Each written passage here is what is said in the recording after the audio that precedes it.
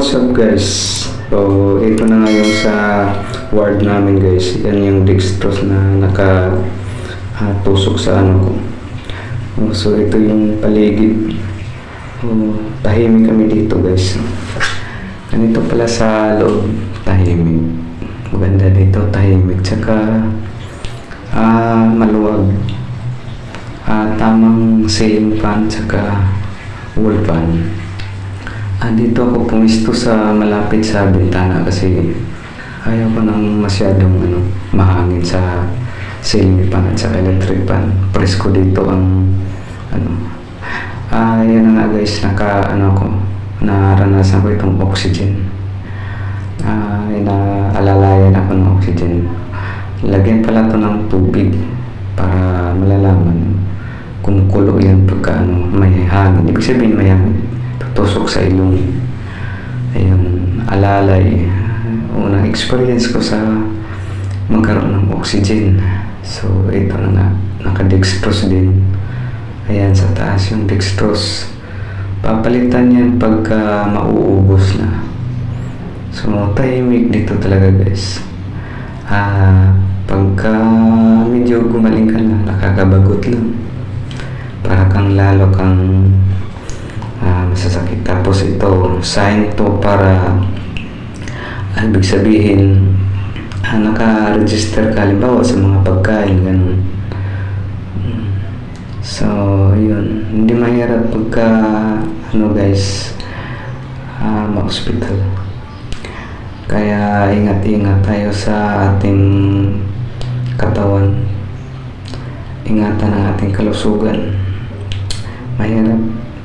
So, yun na nga. Ito yung nag-aalaga sa akin saka nagbabantay. Yan. Si partner ko na lalong sumusungit. Pero utang ko naman sa kanya yung yung buhay ko kasi magaling siya kaso mabunganga lang. So, yun, medyo bumabalik na yung ko, namumula na yung ko. Kaysa dati pagka namumutla ako eh. So, yan namumula na. Yan. Namumula na. Iba yung pagpasok ko daw. Pagpasok ko, wala akong malay. Yung iba nakahiga. Yun. May CR kami guys. Yun ang CR. Yun ang CR yung maliit na kwarto. Yun yung CR. So, yun. Medyo masakit pa konti. Tapos yung tusok ng dextrose kailangan hindi pala magagalaw kasi masakit. Malaki ang tinusok sa ugat niyan. So, kailangan ingatan na hindi matupi. Kailangan maayos ka, hindi ka malikot. Pagka nagkasakit ka naman, hindi ka naman siguro malikot.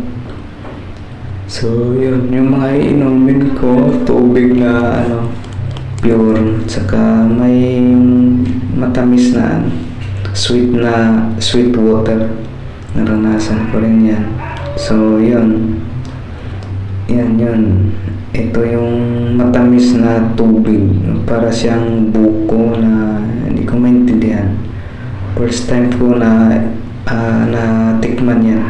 Kasi bawal pa nga sa mga iba't ibang uri ng tubig. So, yun. Share ko lang yung nasa paligid kasi yan na yung nurse nag-confirma na sa mga pasyente. Yun ang patient, nurse na uniform nila na kulay white. So, ito yung katabi ko. Nakahiga na si partner. May pumasok na sa may mentor pala yung para labasan. Ayun, may lumabas, tumawag. Ayun, may nag-ready na para for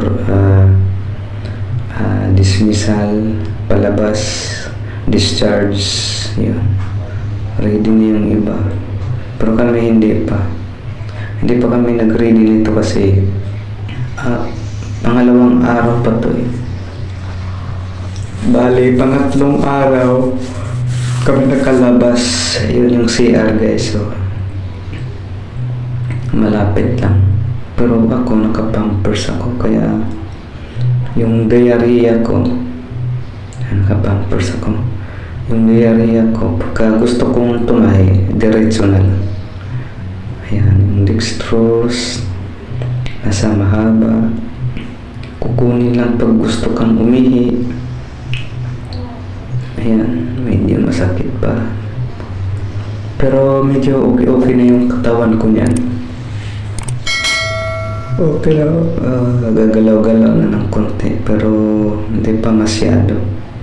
Sabi nga ng doktora, kailangan malinis daw yung kuko. Sabi ko na Dok, kahit ano Dok, malinis talaga yung kuko ko. Kahit mahaba at saka maiksi, malinis talaga. Yun ang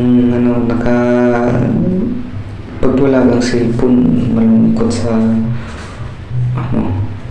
sa ward na to kasi walang TV, bawal yata TV kasi hospital na eh, bawal TV. So kailangan meron kang sariling cellphone para di ka masyadong malulungkot. Ayan, tulog na yata si partner na masungit. So ayan, walang lagayan na kasi itong ward na kulang sa lagayan ng mga gamit. Pala to, public hospital ng Montalban guys. So yun, tahimik talaga. Kung gusto mong maghanap ka ng pinaka-peaceful na dito, kasi bawal nga dito magsisigaw, magkikwentuhan ng malakas, bawal dito. Kasi nga mga pasyente, saka may limit yung nila, yung bisita. Isang tao lang ang magbabantay. Hindi pwede dalawa, tatlo. Pwede dalawa siguro, pero pagka matagal na, sisitahin ka na. Saka bawal bata. Bawal bata ang magbantay dito kasi hospital. Mga medisina. Bawal sa So, yan na guys. Yung hingal ko, agaw pa. Talagang hindi pa normal yung hinga ko. So, yung katabi ko, tulog. Kasi may mga karamdaman sila. Eto na guys, pumasok na yung mag-aayuda ng pagkain. Ay i-announce yung pangalan mo na naka-register sa nito sa ward na to. So i-announce na niya, tapos kunin mo yung laman ng mga nito, mga gulay, minsan lugaw, ganun. Lugaw na may halong manok. Yan, kinukuha na ni partner. Yun yung sa amin. Isa lang pala yung kasi para lang sa pasyente. Di pwede kasama yung nagbabantay. Para lang sa pasyente nila yun. Exclusive. So yun. Public hospital pala to guys. So open dito ang Malasakit Center, PhilHealth, SS, kasi public hospital na. So paalis na si ma'am na nag-deliver ng almusal. Tanghalian pala yun. Kasi sa almusal, lugaw. Tanghalian na pala yun. So, yun na guys. So, hanggang dito na lang siguro ang natin. Kasi, hanggang dito lang yung video natin. Kasi yun nga, pinapakita ko lang